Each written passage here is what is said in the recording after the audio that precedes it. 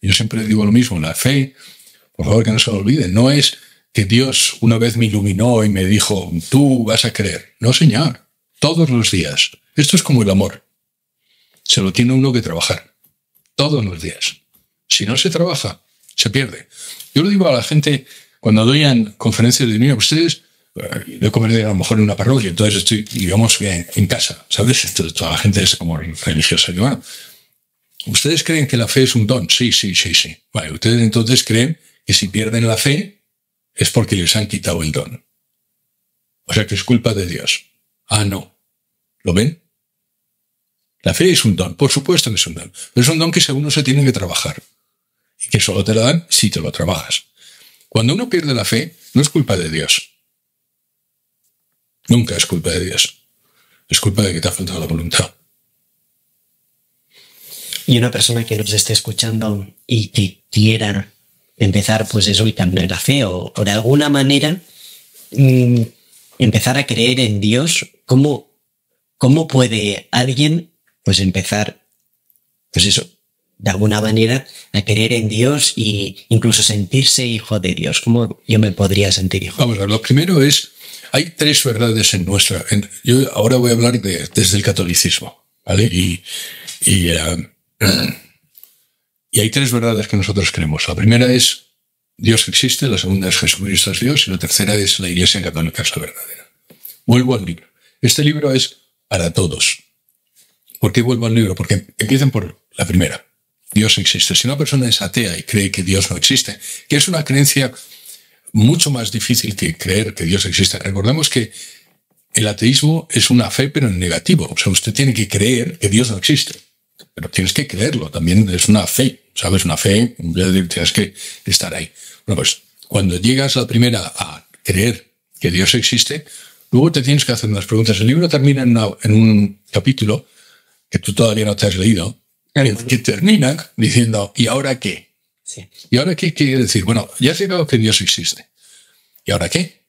Lo que nos está diciendo la ciencia es que no solo que Dios existe, sino que Dios te cuida, que es un Dios providente. Ya hemos dicho, la ciencia nos dice que no es material, que no es espacial, que no es temporal, que cuida de su creación, que es bueno, que es personal. De eso es lo que nos dice la ciencia. ¿Qué significa que es personal? Y esto es muy importante. Significa que puedo tener una relación con él. Significa que puedo hablarle, que me escucha. Personal, decía Boecio, que es la sustancia individual de naturaleza racional. Esa es la definición clásica de la escolástica. Bueno, lo que quiere decir es que es un ser intelectual racional, con quien puedo tener una relación. Entonces, si eso es lo que nos dice la ciencia, empieza a hablar con él. Empieza a hablar con él. No es la fuerza, no es una energía etérea. Es un ser racional con quien puedes tener una relación. Y ahora, esto no lo digo, esto te lo voy a decir a ti, Luis, pero no lo digo. Solo hay una religión cuyas verdades coinciden con lo que nos dice la ciencia. Y es la religión judía.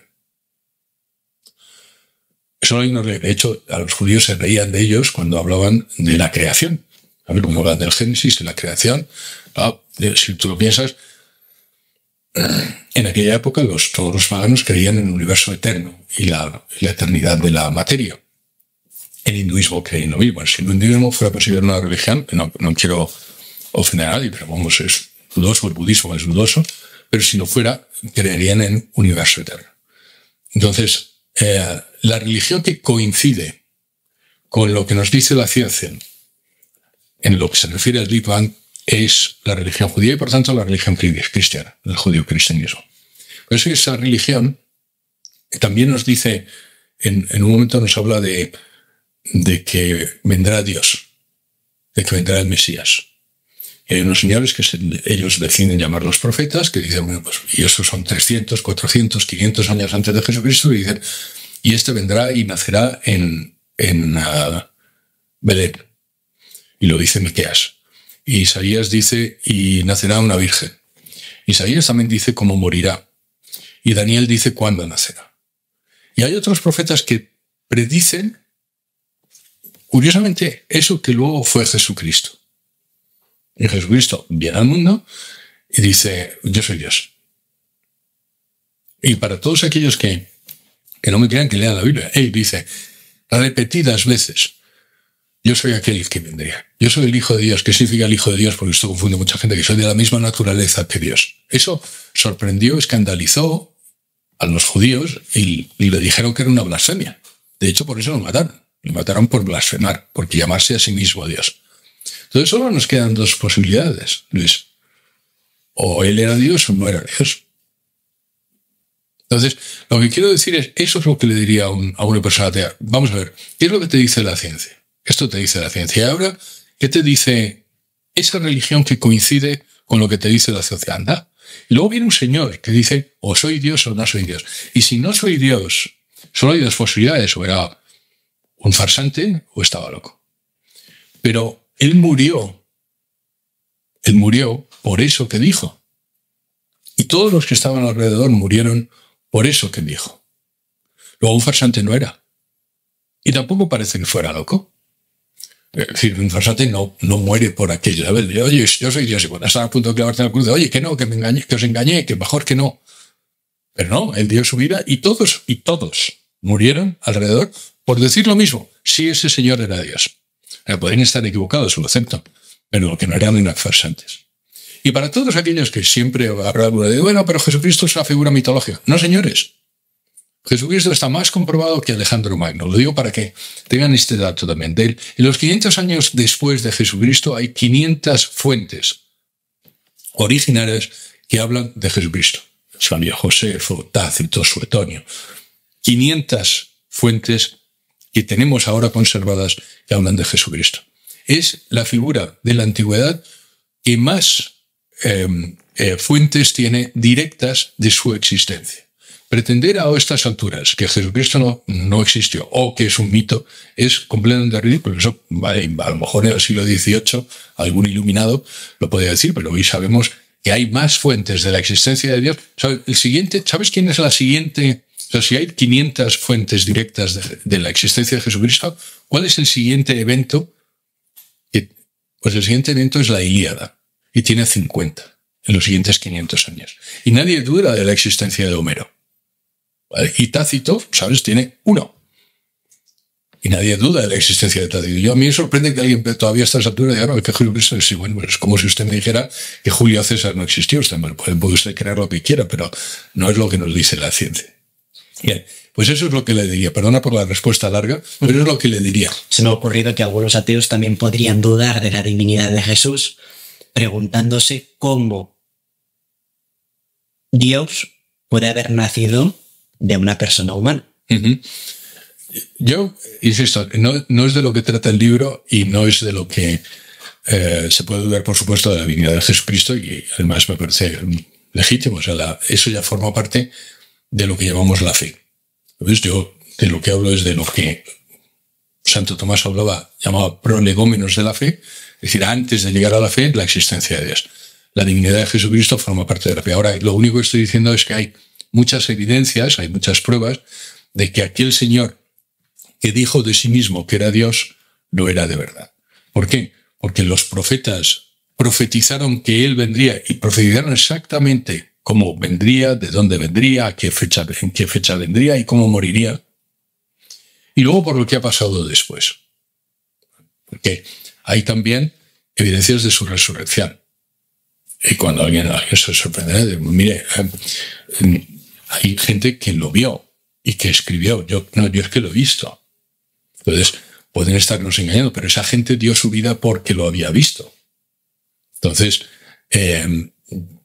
yo creo que una cosa que se haya escrito hace 500 años no tiene menos veracidad de la que hemos escrito antes ayer. Y esto es algo importante de pensar. Es una especie de adanismo que tenemos, que es solo que lo que yo he visto escribir es verdad. No, mire, hace 500 años la gente no mentía tampoco, y hace 1000 años tampoco mentía, y cuando daban la vida hace 2000 años, por eso tampoco mentían. Y esas personas dieron la vida porque dijeron, no, yo es que lo he visto. Yo entré allí y estaba vacío. Yo fui a la tumba y estaba vacía. Y eso nos deja un poco con solo la alternativa de o lo es o no lo es. Y eso es lo que hace muchas veces Jesucristo. Muchas veces Jesucristo en tu vida es decide, chato. ¿Sabes? Porque no hay camino entre medias. ¿Es o no es? ¿Soy o no soy? Yo he decidido que sí, que Jesucristo es Dios. Hay muchas personas que no se terminan de decidir por esto que te voy a contar ahora. Es que cuando dijimos que te íbamos a entrevistar, la mayoría de las preguntas eran ¿cómo un Dios bueno pues puede permitir el mal, las guerras, el dolor, el sufrimiento, etcétera? Mira, Luis, esa sale siempre. Esta es como los yo una época en que era profesor de la Universidad de Bea. Esta cae. Y es, a mi juicio, la mayor pega que puede tener el teísmo. Porque cuando no es intelectual, fíjate, cuando no es intelectual, cuando es personal. Dando respuesta en una ocasión a esto, no sé si era... No, sí, mira. Y le contesté lo mismo que te voy a contestar ahora. Me dijo José Carlos, pero yo he perdido a mi hijo de 6 años. Y mi vida ha cambiado. Y ya no soy feliz. Y mi matrimonio se ha destruido. Y mi familia está rota. ¿Qué le haces? ¿Qué le dices a ese? No puedo decir el libre albedrío. Le pegas un abrazo y le dices, mira, rezaré por ti. A todos nos ha pasado. Lo primero que hay que decir es a todos nos pasa. El mundo es difícil, la vida es difícil y a todos nos pasa. Cuando sabes que hay Dios, tienes un asidero. No pierdas a tu hijo y no pierdas a Dios al mismo tiempo. Ya has perdido a tu hijo, no pierdas a Dios al mismo tiempo. Y hay cosas que son difíciles de explicar, muy difíciles de explicar, casi imposibles de explicar. Pero te voy a dar la teoría, ¿vale? La teoría es la siguiente. En el mal del mundo hay mal espiritual y mal físico. El mal espiritual tiene su naturaleza en el pecado. Y el origen del pecado es el libre albedrío. ¿Qué quiere decir? Que me has dado una libertad y que tú puedes ejercerla como quieras, bien o mal. Y cuando la ejerces mal, pecas, lo que nosotros llamamos pecar. Vamos a decir, eres inmoral. Y eso crea un mal espiritual. Y luego está el mal físico. El mal físico cuya naturaleza es el sufrimiento. ¿Y el origen del mal físico cuál es? El mal moral. Entonces, al final, todo es por el pecado y el libre albedrío. Cuando tú pecas y haces el mal, eso tiene unas consecuencias también necesariamente físicas. Entonces, ¿es culpable Dios? No. Dios te ha hecho a ti y te ha hecho con libre albedrío, te ha hecho libre.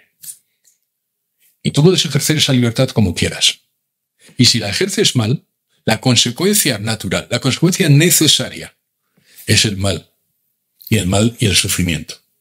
Pero no se le puede achacar a Dios. Entonces la pregunta que me encuentro siempre es, bueno, ¿y por qué Dios no lo evita? Pues mira, llegamos a otro problema que es el problema de la omnipotencia. ¿Qué significa ser omnipotente? Y esto es muy importante que la gente también lo entienda, porque es uno de los problemas que hace que creamos que Dios es una cosa que no es. ¿Dios es omnipotente? Sí, sí lo es. ¿Qué significa ser omnipotente? Que puede hacer todo lo que es intrínsecamente posible. Fíjate lo que he dicho. Puede hacer todo lo que es intrínsecamente posible.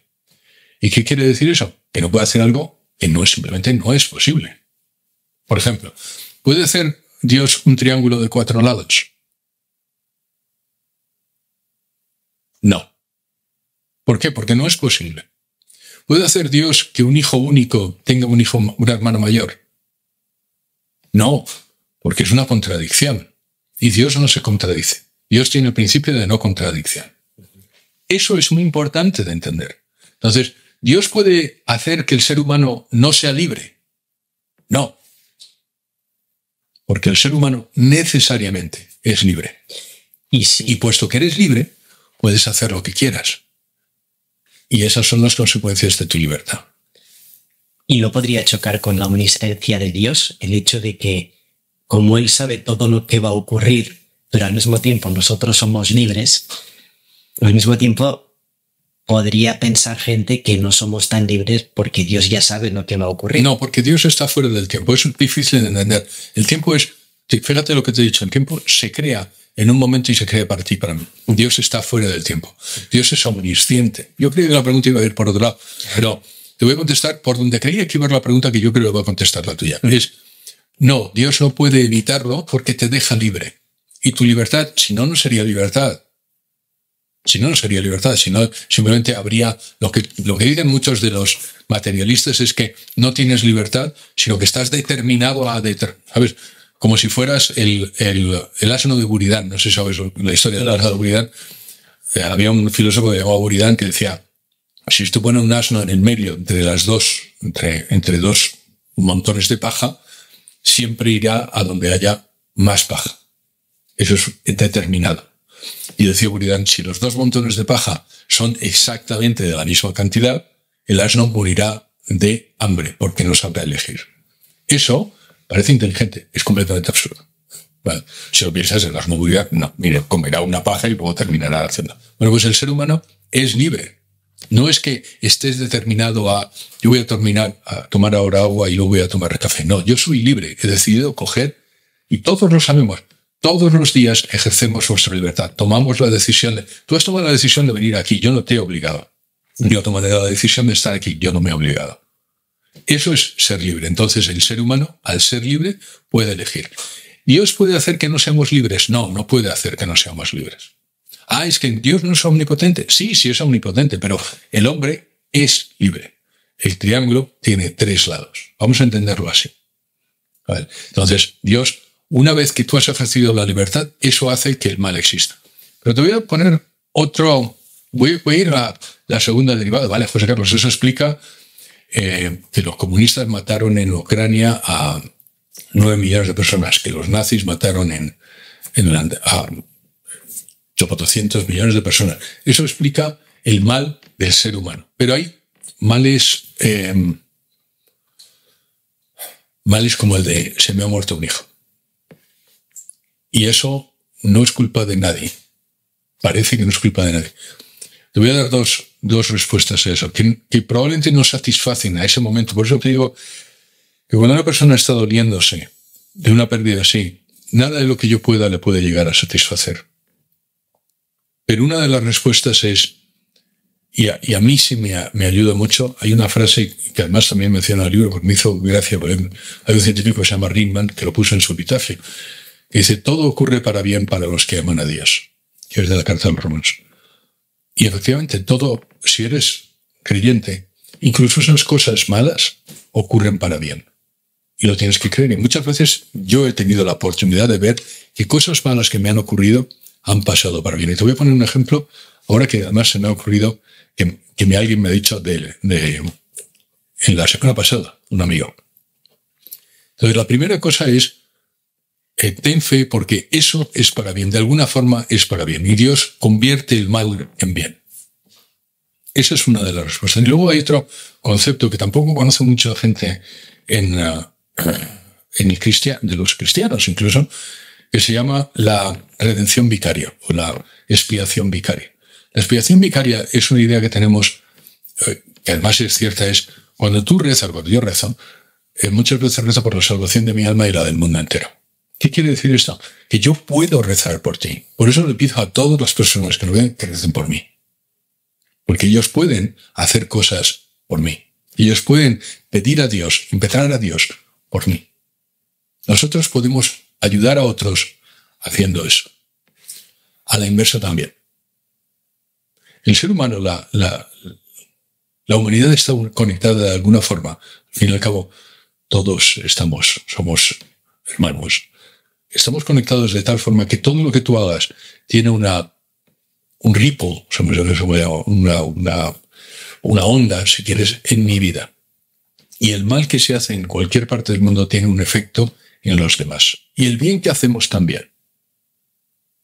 Lo que es una enorme satisfacción moral, si lo piensas. Es una enorme empuje para hacer el bien. Porque ya no solo haces el bien para ti, sino lo haces para toda la humanidad. Vicariamente expías por toda la humanidad. ¿vale? Entonces, esa también puede ser una explicación de por qué ocurre el mal en el mundo, porque nosotros obramos mal. Pero no inmediatamente, no, yo obro mal y por tanto el campo de concentración, o yo obro mal y por tanto el campo de exterminio. No, es yo obro mal y mucho después muere un niño. Ahora bien, lo bueno que tiene, no solo lo bueno, sino lo que sabemos nosotros los cristianos es que eso es para bien. Porque nos lo dijo. Todo es para bien para aquellos que creen en Dios. Y ahora te voy a poner el ejemplo de la semana pasada. Estaba hablando con un amigo, Juan, cuyo padre, Antonio, me contó la siguiente historia. Y dice, mira, José Carlos, eso es exacto, ha pasado conmigo. Dice, yo había quedado con unos amigos a tomar un desayuno, estaba en Nueva York. Y había quedado un desayuno y era muy importante el desayuno. Y me llaman de negocios y me llaman diciendo que llegan tarde, o que están cancelando, que van a llegar tarde, pum. Vamos, desolado.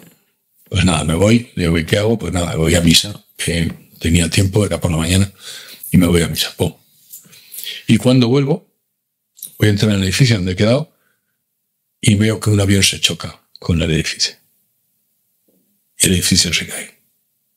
Y eran las Torres Gemelas, y era el 11 de septiembre. Y este tipo había quedado en el piso 30 y tantos de las Torres Gemelas con un desayuno que era muy importante. Gracias a Dios se lo cancelaron y ya gracias a Dios salvó la vida. En el momento entre que se lo cancelan y vuelve, está maldiciendo a Dios. Entre comillas, está diciendo, qué mala suerte, jolín, con lo importante que era, y fíjate. Y lo que hizo es salvarle la vida. Eso es ser omnisciente. Yo te estoy haciendo algo y es para tu bien. Otro ejemplo que vi el otro día. Cuando a ti, la primera vez que te dejaron en el colegio, por lo menos a mí, la primera vez que me dejaron en el colegio mi madre, yo lloré. Y me dijo, ¿cómo puede hacerme esto? Pero si yo pensaba que me quería. Pero si me quería, ¿cómo puede hacerme esto? Y me deja aquí rodeado de gente que no conozco y que además, que no sé si me quiere y yo la quiero y yo quiero estar en casa. Y lloré. ¿Estaba haciendo algo para mí mal?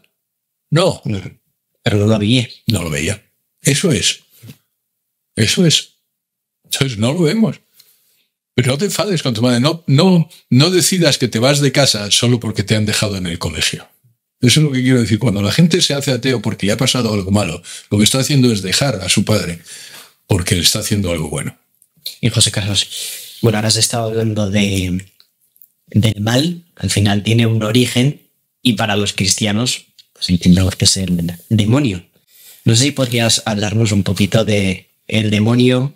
Tengo apuntado que Jesús fue por toda Galilea predicando en sus sinagogas y expulsando demonios. Marcos 1:39. Entonces ahí quería preguntarte qué es el demonio, cómo se explica que esta figura pues en el siglo XXI pues la gente o la mayoría de la gente no cree en el demonio. Si hace 21 siglos Jesús pues se pasaba el día expulsando demonios, ¿qué pasa? ¿Que ahora ya no existe o que de alguna manera pues...? Yo lo que pasa es que no soy un experto en esto, entonces te voy a responder todo lo que me pregunten, pero se va un poco, si quieres, de mi área de expertise, de experiencia. ¿El demonio existe? Sí. Sí, absolutamente sí. No uno, sino muchos. Sabemos históricamente, si quieres, por la revelación, que hubo una rebelión contra Dios y un tercio de los ángeles, porque son los demonios, un tercio de los ángeles perdió su naturaleza y se convirtieron en demonios. Y hay que recordar que los ángeles son un espíritu puro y por lo tanto además mucho más hábiles, inteligentes, capaces y todo que el ser humano. Entonces, nosotros sabemos por la fe que sí existen los demonios. Es una cosa... Yo creo, fíjate, en las charlas que doy cuando sale este tema, porque también sale con frecuencia, la mayor parte de la gente, hay más gente que cree en el demonio que en Dios. Es algo que a mí me lleva a sorprender, porque, pero sí, mucha gente considera que el demonio sí existe. Yo diría dos cosas. El demonio tiene además una actuación en nuestra vida y además intenta... ¿Cuál es el objetivo del demonio? Que no lleguemos a la felicidad y por tanto que no seamos felices en esta tierra y que además tampoco lleguemos a la a la salvación de nuestra alma. Su objetivo es que no estemos con Dios. ¿Por qué? Esto ya se lo puedo lucubrar, pero porque como está enfadado con Dios, homosexual Dios, entre otras cosas por nuestra creación, por habernos creado, para intentar demostrar a Dios que aquello que Él hizo creándonos fue un error. Dios nos creó, Él consideró que aquello fue ¿cómo puedes? Y además nos hace sus hijos, y entonces Él decide, no, voy a hacerte daño. ¿Y cómo voy a hacerte daño? Quitándote a tus hijos. ¿Vale? Entonces, eso por un lado. Por otro lado, yo creo que magnificar la existencia del demonio también es un error. El demonio no está alrededor nuestro y no actúa. Nosotros también tenemos, no actúa todo el rato con todos nosotros y tiene una presencia. El demonio no es más que el mono de Dios. Cuando digo el mono de Dios, no puede hacer nada que no le permitamos hacer nosotros. Si tú estás con Dios, nunca tengas miedo al demonio.